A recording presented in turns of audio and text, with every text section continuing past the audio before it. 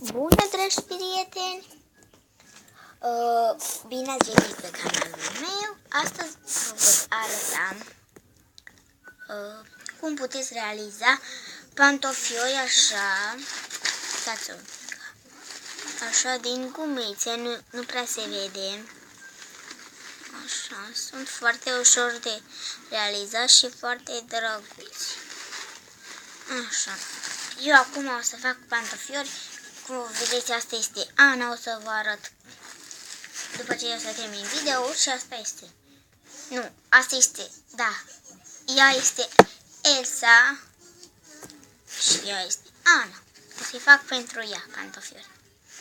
Fiecare au pantofiorii lor. Așa, ca să începem avem nevoie de 9 gumițe move, dar voi puteți să aveți orice culoare. Eu mov pentru Ana, pentru că văd că ea are mov și pun de-asta, cum se mai cheamă, albastru.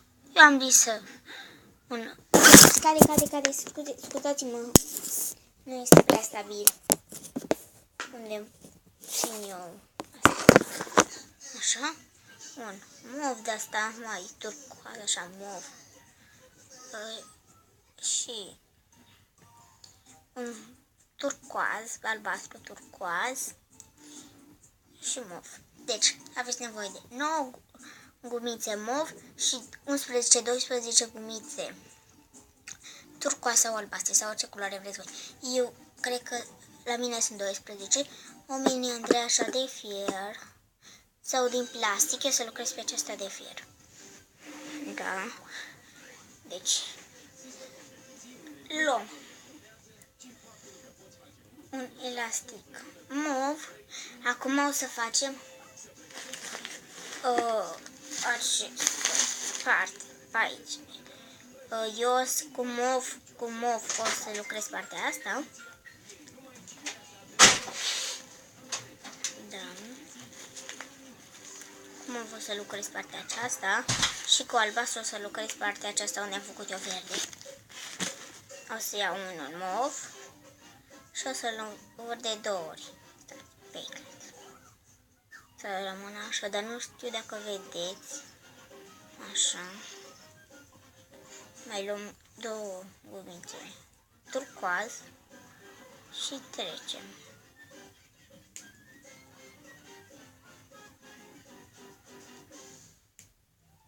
Așa, acum dau un pic deoparte, mai luăm unul de ăsta așa, mov și îl învârtim de 2 ori.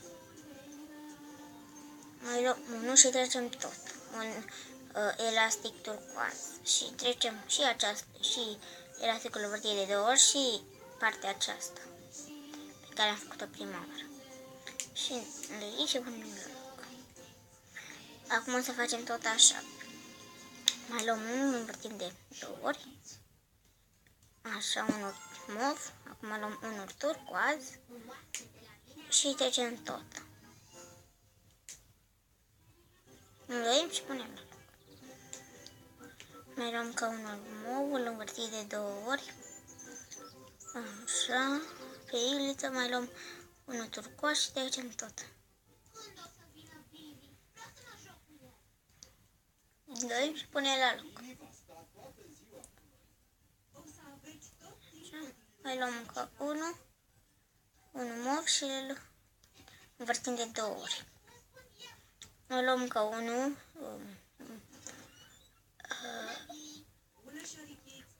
albastru, turcoaz și trecem tot.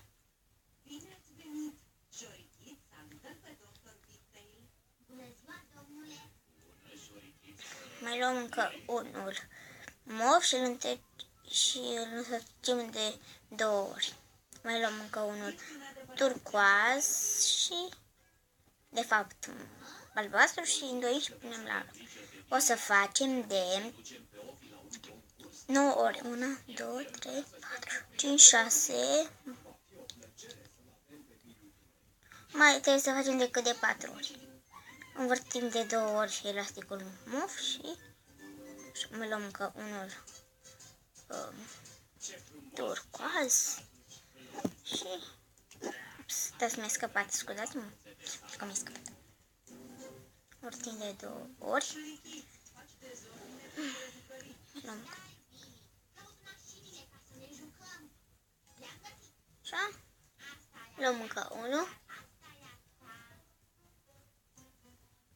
Și trecem tot.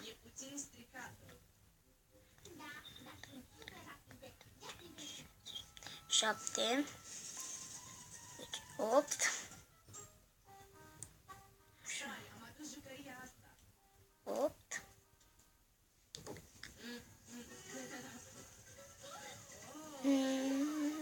și cu 9 celelalte.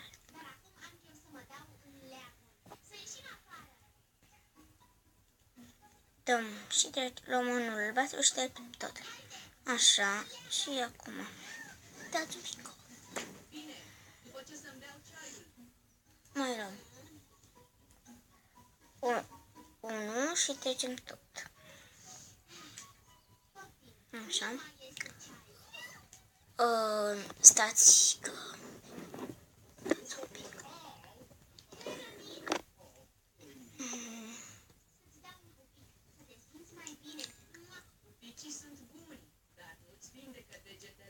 Așa. Noi luăm încă unul și trecem iarăși. Acum luăm ultimul elastic, îl dăm jos și facem unul. Așa. Eu l-am făcut și pe celălalt, trebuie să faceți 2. Dacă voi nu mai știți, dați video de la capăt. Și eu, cum vedeți, le-am făcut. Acum nu ne mai rămâne decât să-l punem la piciorul și să o dezbrac un pic pe Ana. Este foarte frumoasă, o să fac un video cu ea, cu toate păpușicile mele, dar am decât 3, dar nu contează. Decât din astea așa. Am dezbrăcat. Acum să-i dau pantofiorii ei jos. Fiecare a avut câte pantofiori. Uitați, pantofiorii ei, lui Ana și pantofiorii lui Elsa, albi. Acum o să vă arăt cum se pune. Luați un piciorul. Punem elasticul în odat și acum trebuie să punem toate elasticele mov pe picioruș.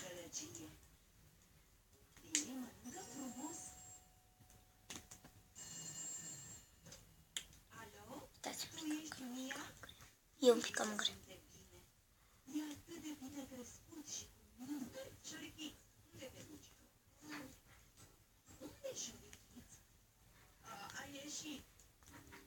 Așa, băgăm toate.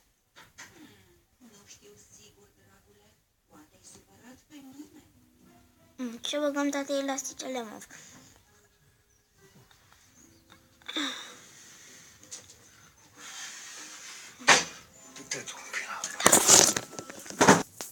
Așa, eu am pus pauză pentru că vine secretul al meu. Așa, acum că nu mai stă deloc. Ce am pus eu pauză, nu știu.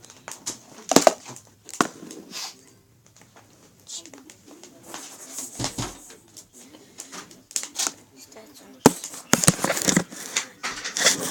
Da, mă enervează foarte.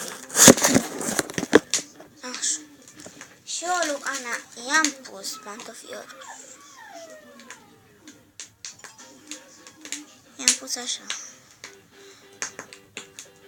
Acum la celălalt o să vă arăt pas cu pas. Deci, băgați elasticul în odat, care am înlăutat pe picior. Și acum băgăm fiecare părticică mov în sus ca să... Eu nu pot să fac chiar în fața camerei. Da. Și nervează părul ăsta meu. Așa. Acum băgăm toate elasticele mov. Dacă și voi ați făcut ca mine, băgați și voi toate elasticele mov. am un pic pentru că venise și tatăl meu să bage în foc. Și da.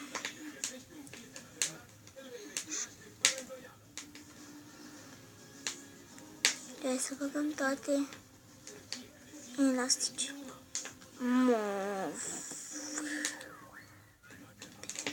Și arranjăm un pic, a?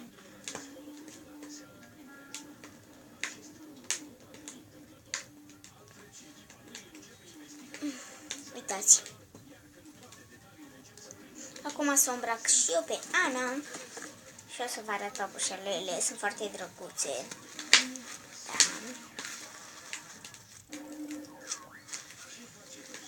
Aceste papuși mi le-a dus Moș Crăciun și sunt foarte mulțumită de cadourile mele.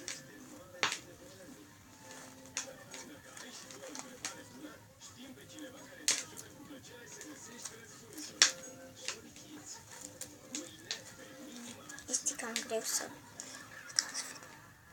Cât am consumat? Am consumat 11 minute. Încerc să fac un pic mai repede, că dacă ajung la 15, m-am terminat. Și m-am terminat.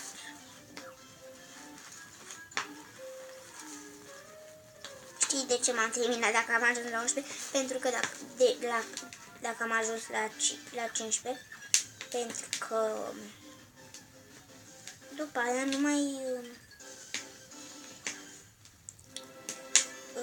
mai pot să postez. Nu știu de ce.